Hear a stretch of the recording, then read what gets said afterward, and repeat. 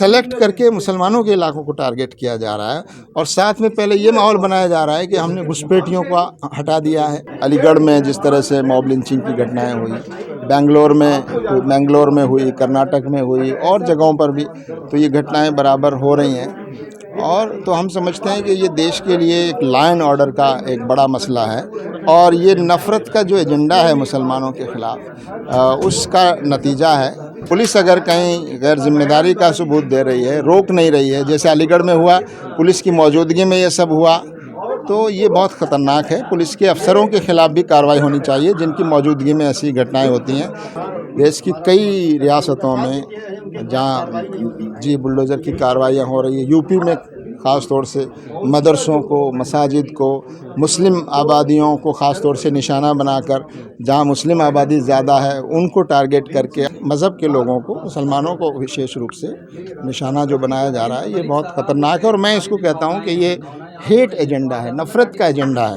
ये बुलडोज़र नफ़रत का बुलडोज़र है, इसको रोका जाना चाहिए। अब आप ईद में भी एतराज़ कर रहे हैं कि कुर्बानी न कीजिए, फ़लाँ न कीजिए। आखिर इनको ये हक़ किसने दे दिया? हमारा संविधान से देश चलेगा, किसी की इच्छाओं से देश नहीं चलेगा। ये बुलडोज़र जो चलाया जा रहा है, इसके पीछे नफ़रत का एजेंडा भी शामिल है और सेलेक्ट करके ऐसी इबादतें, ऐसी इलाके जहाँ मुसलमान ज़्यादा आबादी में रहते हैं, उनको निशाना बनाकर।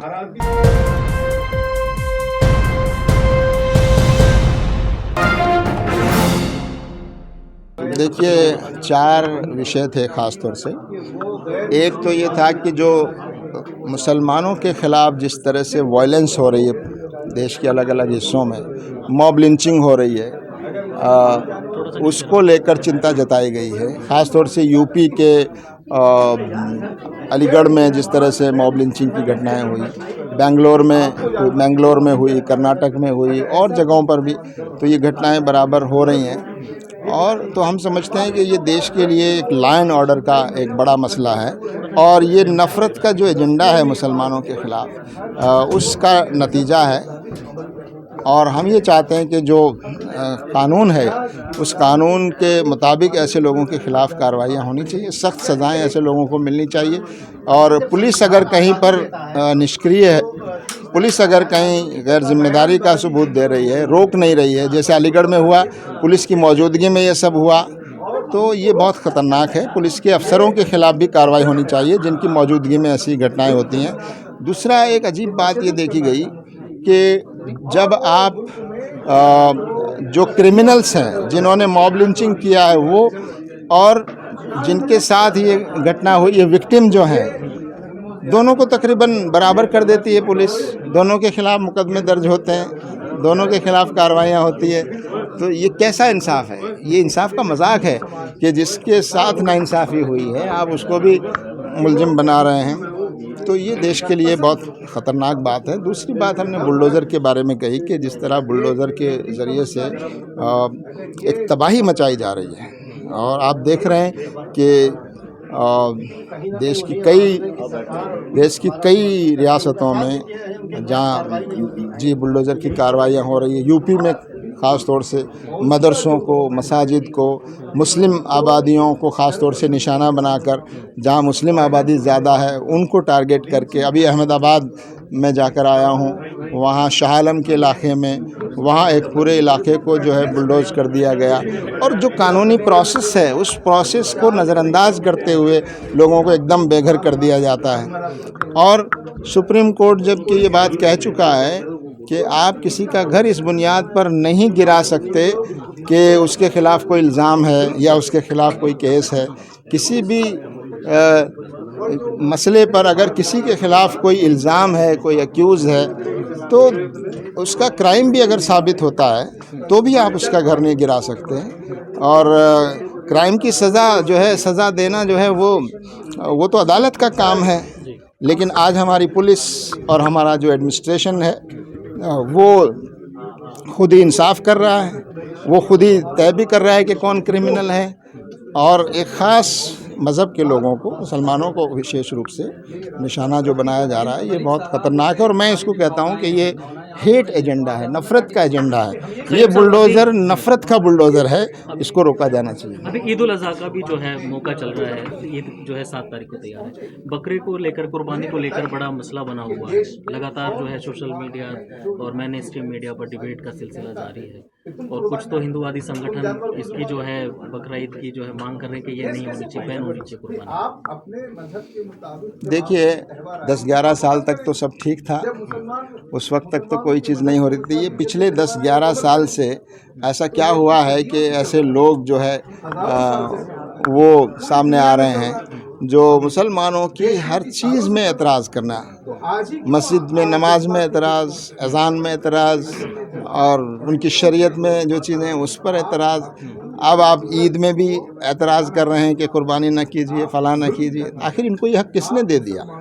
हमारा संविधान से देश चलेगा, किसी की इच्छाओं से देश नहीं चलेगा। ये देश किसी एक मज़हब के मानने वालों का नहीं है। इस देश में सब मज़हब के मानने वाले लोग हैं, सबके अधिकार बराबर हैं, सबको अपने धर्म के मुताबिक अमल करने की आज़ादी है। तो ये किसी को ये अधिकार नहीं पहुंचता कि वो किसी की जो धार्मिक इबादतें हैं और जो धार्मिक जो रीति रिवाज हैं, उनको रोकने का अधिकार किसी को भी नहीं है। ये तो संविधान उसकी हमको इजाज़त देता है। तो ऐसे लोगों के खिलाफ़ कार्रवाइयाँ होनी चाहिए। ऐसे लोग जो नफ़रत का एजेंडा फैला रहे हैं, ये दरअसल नफ़रत के एजेंडा का एक पार्ट है जो इस मौके पर किया जा रहा है। अब कुछ मुसलमानों को भी ये शामिल कर लेते हैं। कोई कहता है कि आप बकरे की जगह आप केक काट लीजिए। वो ईद का पैगाम और कुर्बानी का जो मकसद है उसको नहीं समझ पा रहे हैं कि ये इतनी बड़ी कुर्बानी है, ये इतना बड़ा एक वो है, इबादत है, और उसमें आप माल खर्च करते हैं, उसमें आप अपनी पसंदीदा चीज़ खर्च करते हैं, गरीबों का ख्याल रखते हैं, गरीबों के मदद करते हैं। तो ये एक पूरी स्पिरिट है, उसमें खुदा के आदेश की पालना करते हैं आप। तो ये जिन लोगों को ये बात समझ में नहीं आ रही है, तो वो एक नफ़रत के चश्मे से जो लोग देख रहे हैं वो ऐसा कर। बुलडोज़र का जिक्र किया आपने। दिल्ली के तमाम इलाकों में जो है बुलडोज़र की कार्रवाई चल रही है। जब ओखला जामिया नगर बटला हाउस का नाम आता है तो इसको ज़्यादा हाईलाइट कर दिया जाता है। किस तरह देख रहे हैं? देखिए, मैं कहता हूँ ये जो इस वक्त बुलडोज़र जो चलाया जा रहा है, इसके पीछे नफ़रत का एजेंडा भी शामिल है।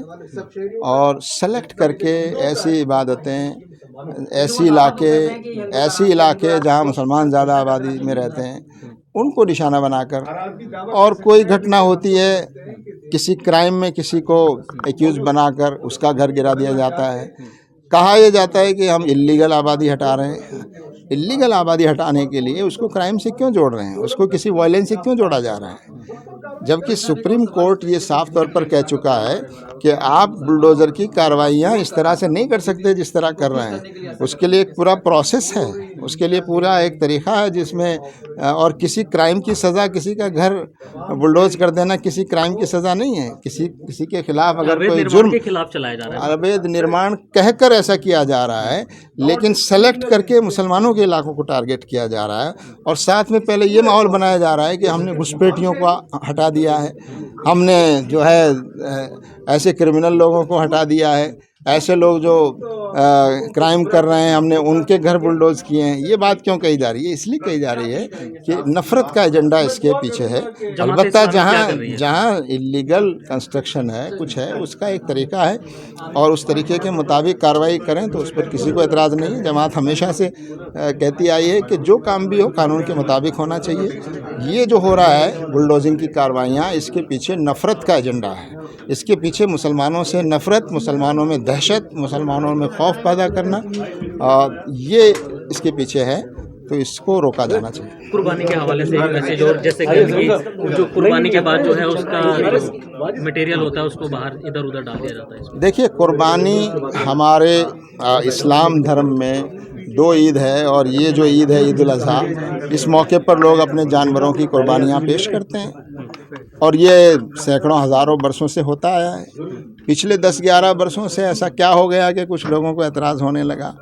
तो ये सरकार की जिम्मेदारी है कि ऐसे असामाजिक तत्व, ऐसे नफ़रत फैलाने वाले लोग जो मुसलमानों के ख़िलाफ़ ईद को लेकर, कुर्बानी को लेकर नफ़रत फैला रहे हैं, इन्हीं लोगों के ख़िलाफ़ कार्रवाइयाँ होना ज़रूरी है। अलबत्ता हम मुसलमान भाइयों से ये कहना चाहेंगे कि वो इस बात का ख्याल रखें कि पूरी सफाई के साथ, और सफाई तो इस्लाम में ईमान का आधा हिस्सा बताया गया है कि सफाई आधा ईमान है। ये भी कहा गया है कि आप किसी की भावनाओं को ठेस न पहुंचाएं, किसी को तकलीफ़ न पहुंचाएं, इबादत में दिखावा ना करें, शोर शराबा ना करें। तो इन चीज़ों का ख्याल रखते हुए आप इस्लामी तरीके से और पूरे अदब के साथ, और अपने गैर मुस्लिम भाइयों की जो पड़ोसी हैं आपके, उनकी भावनाओं का ख्याल रखते हुए अपने तरीके से आप इबादत को अंजाम दें।